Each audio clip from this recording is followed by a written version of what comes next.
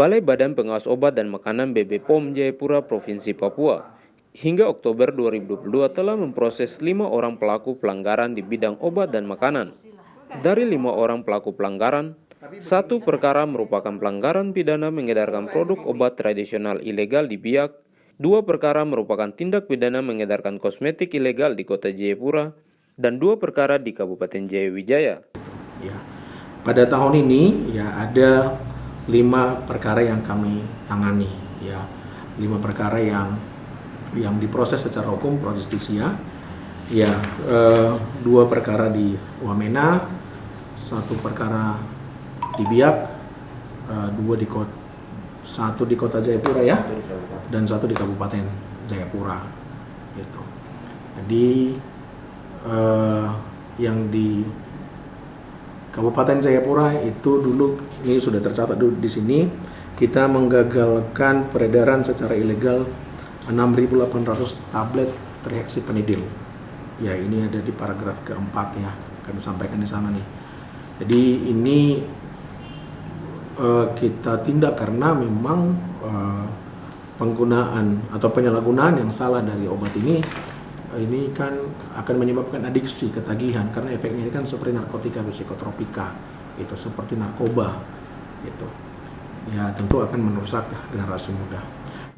Sirait mengatakan perkara yang sama juga terjadi pada 6 Oktober 2022 dan sedang dalam proses tahap 2 oleh penyidik BPOM, yaitu mengedarkan sediaan farmasi berupa obat ilegal yang dilakukan oleh tersangka YS dengan barang bukti 1030 tablet trihexyphenidyl di Kabupaten Jayawijaya. Sirait mengingatkan pengawas obat dan makanan adalah tanggung jawab pemerintah, pelaku usaha, dan masyarakat. Untuk menjamin mutu dan manfaat produk, maka pelaku usaha adalah pihak yang paling bertanggung jawab dalam produk yang diedarkannya. Balai Besar POM Jayapura sangat mendukung perkembangan dunia usaha di tanah Papua ini. Gitu ya. Jadi sebagai gambaran nih, setiap tahun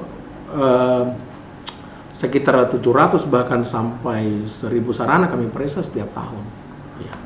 Setiap tahunnya ya kan gitu. Tetapi yang diproses hukum ada berapa? Sangat sedikit. Jadi memang sudah melalui tahapan yang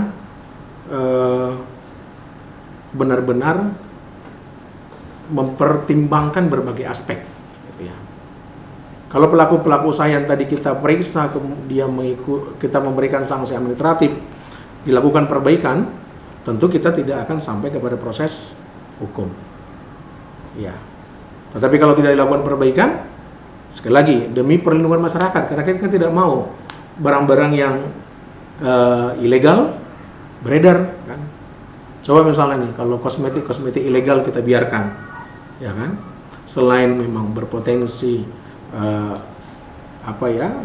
merusak kesehatan daripada pemakainya, gitu ya, tidak ada jaminan keamanannya. Tentu produk-produk yang legal yang terdaftar juga tidak akan sanggup bersaing kalau yang ilegal ini kita biarkan. Ya. Tentu kita mendukung sekali lagi dunia usaha yang legal, maka kita juga harus menindak secara tegas. Termasuk juga tadi obat tradisional tanpa izin edar.